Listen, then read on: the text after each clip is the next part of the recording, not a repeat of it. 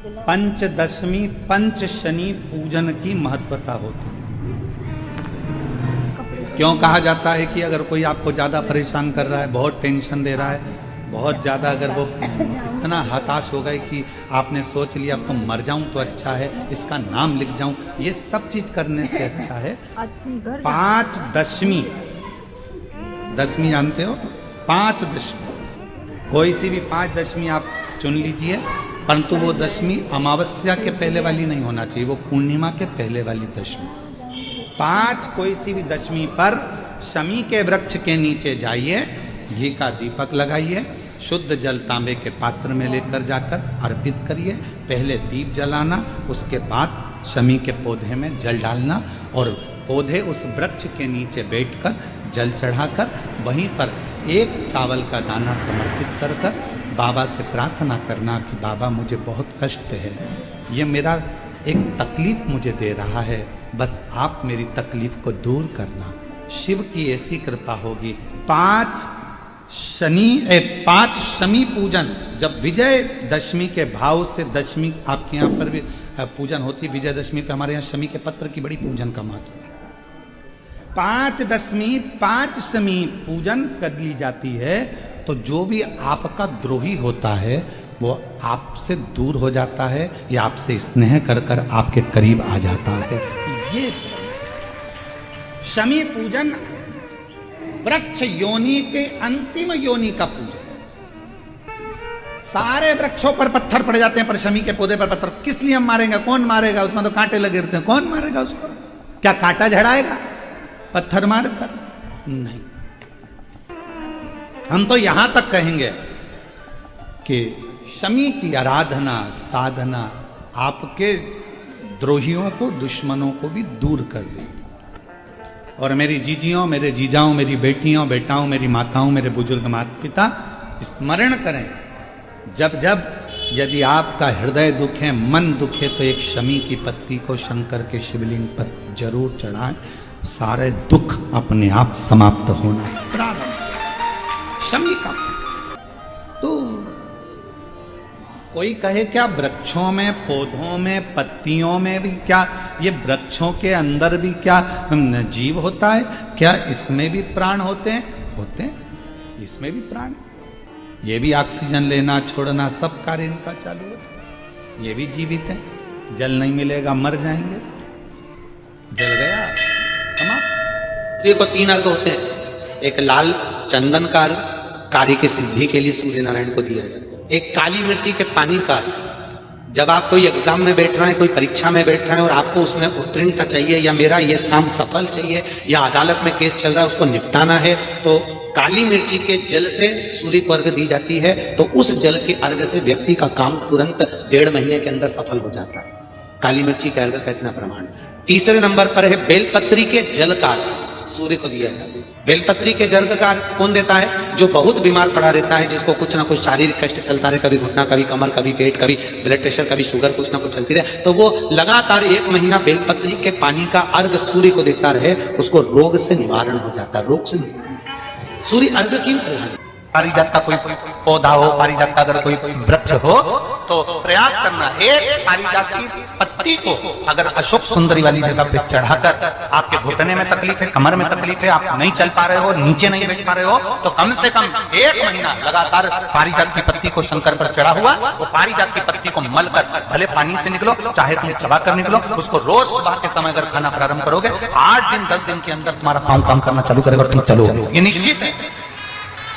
लगे आपको कि दरिद्रता बहुत है, जब लगे आपको कि दरिद्रता बहुत ज्यादा है, किराया तक नहीं है, मैं कैसे जाऊं, कैसे उस महादेव के दर्शन पाऊं, कैसे उसकी चौखट पर जाऊं, कैसे उसको नमन करूं, तब उस जगह पर आप एक बेलपत्र,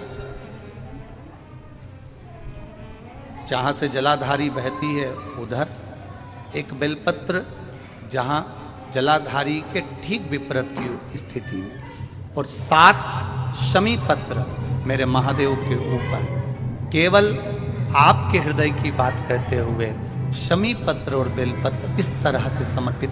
पहले ध्यान रखना, पहले पूरा श्रृंगार, स्नान, पूजन, चंदन, अक्षत, गुलाल, अबीर सब हो जाए उसके बाद की बात है ये, उसके बाद की बात। एक बेलपत्र इधर, एक बेलपत्र इधर, और उसके ऊपर 7 शमी पत्र के पत्ते, एक एक कर कर चढ़ाना, पूरे इकट्ठे कर कर नहीं, एक एक कर कर। बाबा से विनती करते हुए, कांटों से भरी हुई शमी है जिसको तूने निहाल कर दिया, मेरी जिंदगी भी कांटों से कम नहीं है, मैं जानती हूं तो मुझे भी निहाल कर देगा। ये बड़े विचित्र शब्द हैं, जरा शिव महापुराण के इसको समझ लेना कि शमी का पेड़, जिस शमी की पत्ती में कांटे होते हैं, जिस बेलपत्र में कांटे होते हैं, और जिस आंकड़े को मंदार के फूल में वो दूध होता है कि आंख में चले जाए तो आंख बेकार हो जाती है, वो दूध होता है जो जहर का काम कर जाता है, ये सब शंकर भगवान को चढ़ रहा है। शमी जिसमें कांटे हैं, बेलपत्र जिसमें कांटे हैं, मंदार का फूल जिसमें जहर भरा पड़ा है, धतूरा जिसमें जहर भरा पड़ा हुआ है, ये शिव को क्यों समर्पित है, ये शंकर को क्यों चाहिए, ये शंकर के पास क्यों जा रहे हैं?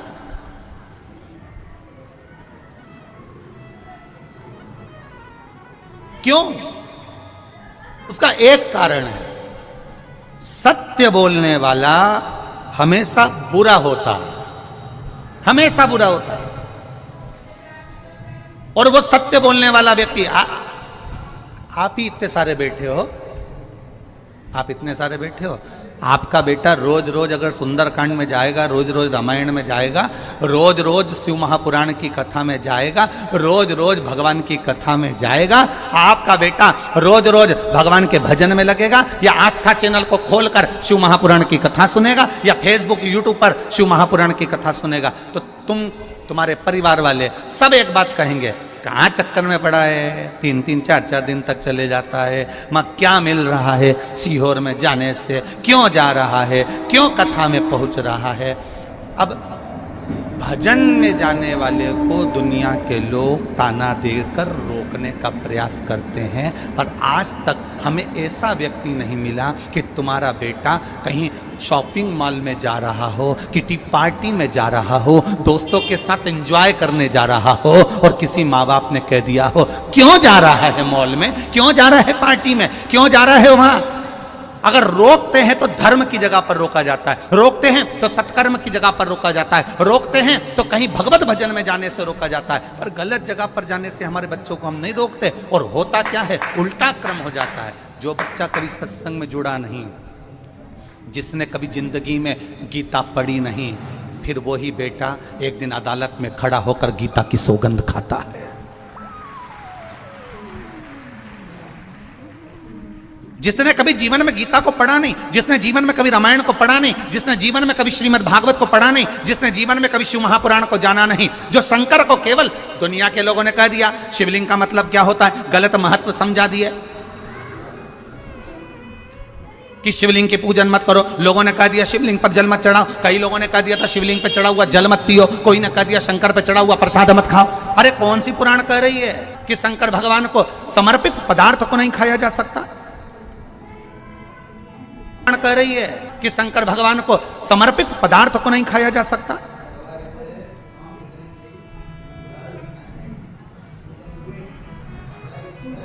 गुड़ खाते हैं और गुलगुले से परहेज करते हैं। गुड़ खा रहे हैं, हम प्याज नहीं खाते, हम प्याज को छोड़े हुए 20 साल हो गए।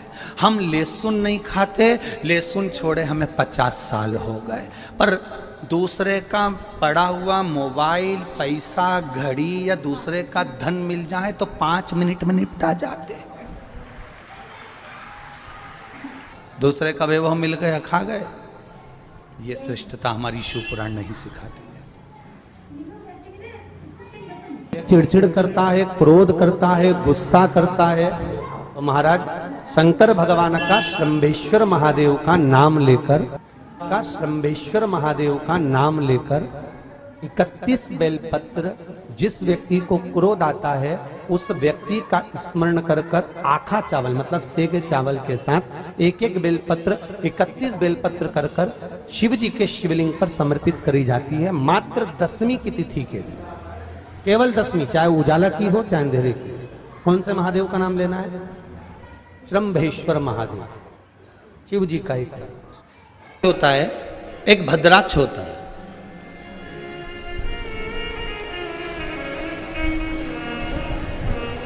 दोनों में एक अंतर होता है, एक अंतर होता है। रुद्राक्ष पूर्ण तरह से गोल होगा, पूर्ण तरह से उसकी आकृति जो होगी वो गोल होगी, और भद्राक्ष की जो आकृति होती है वो पूर्ण तरह से गोल होते होते एक जगह से थोड़ा बैठक आ जाती है भद्राक्ष।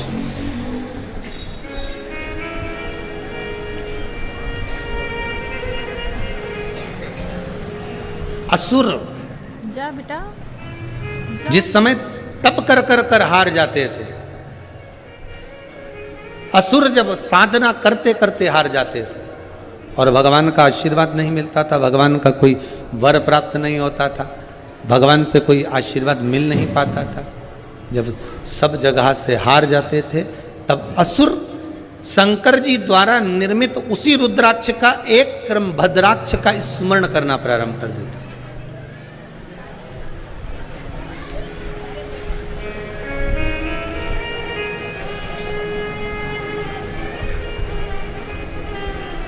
रुद्राक्ष का ही एक प्रतिबिंब स्वरूप है, रुद्राक्ष का ही एक स्वरूप है भद्राक्ष। 4 जगह पर काम आता है भद्राक्ष।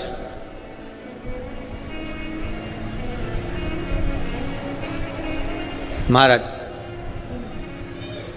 उधर इस पेट से जुड़ी हुई जो भी परेशानी हो, जितनी परेशानी पेट से जुड़ी हुई, चाहे उदर के अंतर्गत कोई गांठ पड़ गई हो, कोई थैली में गांठ पड़ गई हो, महाराज डॉक्टर बोल रहा है कि इसका ऑपरेशन कराना पड़ेगा, या पेट से जुड़ी जितनी आदिक जितनी भी बीमारियां हो जाती, भद्राक्ष उस जगह पर काम आता है। केवल 3 दिन तक भद्राक्ष का जल, भद्राक्ष जो है पानी में उसको डाल दिया जाता है, और भद्राक्ष का जल शंकर पर ना चढ़ाकर केवल अशोक सुंदरी वाली जो जगह होती है, आपको पहले भी वर्णन किया अशोक सुंदरी की जगह का, कि जैसे ये शिवलिंग है, ये जलाधारी है गौल, और इसके सामने जो चरण है जहाँ से पानी नीचे गिरता है बाबा का, उत्तर दिशा की ओर जाता है, तो बीच में एक मोटी सी जो लाइन होती है वो अशोक सुंदरी की जगह होती है। भद्राक्ष का जो जल होता है वो शंकर पर न चढ़ाकर अशोक सुंदरी वाली जगह पर चढ़ा दिया जाए, और उस जल को झेल कर लाया जाए, और उस जल का पान, अगर उदर में कितनी भी प्रॉब्लम चल रही हो, उदर में जुड़ी हुई कितनी भी परेशानी चल रही हो, मात्र 3 दिन भी अगर भद्राक्ष का पानी अशोक सुंदरी वाली जगह पर चढ़ाकर उसको पी लिया जाए, तो मात्र पहले दिन से ही आराम मिलना प्रारंभ हो जाता। भद्राक्ष के जल का इतना स्मरण, भद्राक्ष का एक होता है रुद्राक्ष, दूसरा होता है भद्राक्ष। उसके जल का मूल महत्व है। तप साधना में रुद्राक्ष मूल है, तप साधना में रुद्राक्ष की मूलता है।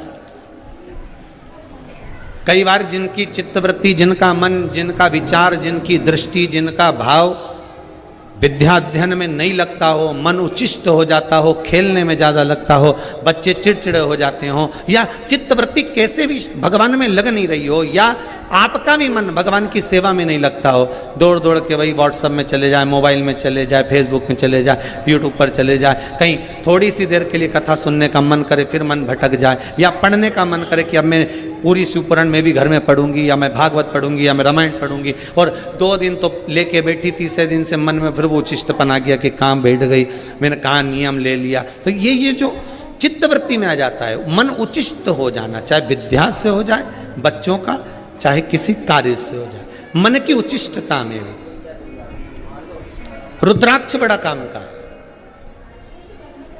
यहां रुद्राक्ष की मूलता, शहद में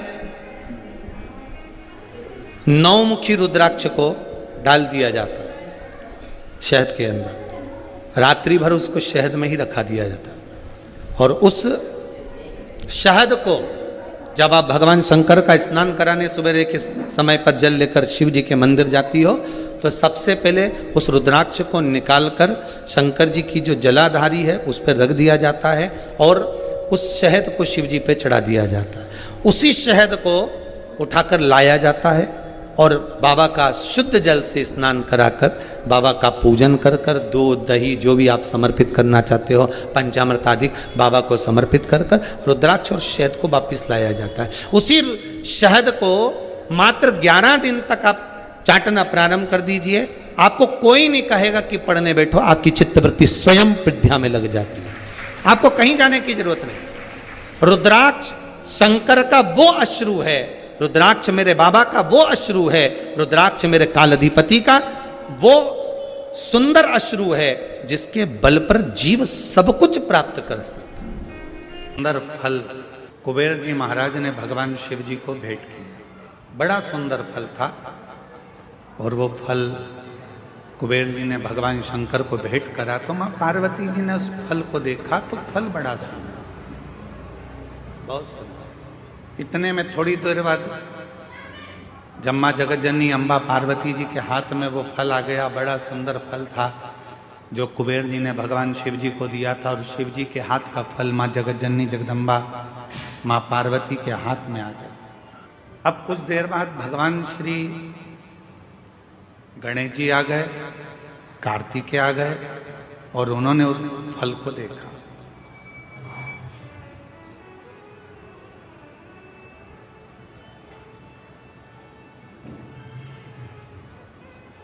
अब इतना सुंदर फल था कि कार्तिकेय जी भी देखकर उसकी ओर थकित रह गए और भगवान श्री गणेश जी महाराज भी उसको देखकर थकित रहे। कभी कभी ऐसा होता है, माँ को मायके से साड़ी मिलती है, कभी कभी ऐसा होता है और माँ को मायके से साड़ी मिलती है, वो साड़ी बहू को भी पसंद आ जाती है और बेटी को भी पसंद आ जाती है। अब थोड़ा चक्कर पड़ जाता है कि वो साड़ी मायके से मिली है, वो माँ को भी पसंद आ रही है और बेटी को भी, बहू को भी पसंद आ रही है। अब माँ भी सोच रही है कि साड़ी को मैं पहन लूंगी और बहू ने विचार करा यदि मम्मी मुझे ये साड़ी दे दें तो मुझे बहुत अच्छी लग रही है, पर मांगूंगी तो अच्छा नहीं लगेगा क्योंकि मम्मी को उनके भाई ने दी, मम्मी को उनके परिवार वाला ने, पर फिर भी मन में भाव है कि ये साड़ी मुझे मिल जाए, ये साड़ी मुझे प्राप्त हो जाए। थोड़ी देर बाद बेटी ने उस साड़ी को देखा तो बेटी के मन में भी भाव आ गया कि ये साड़ी मुझे मिल जाए तो अच्छा, इतनी सुंदर साड़ी है, ये साड़ी मैं पहनूं तो अच्छी। माँ को साड़ी अच्छी लग रही है, बेटी को साड़ी अच्छी लग रही है, बहू को साड़ी अच्छी लग रही है। अब ऐसी स्थिति में बेटी भी खड़ी हो गई और बहू भी खड़ी हो गई और कहा मम्मी ये साड़ी हमको दे दो। तो अब सास करेगी क्या, माँ करेगी क्या, बेटी को दूं कि बहू को दूं?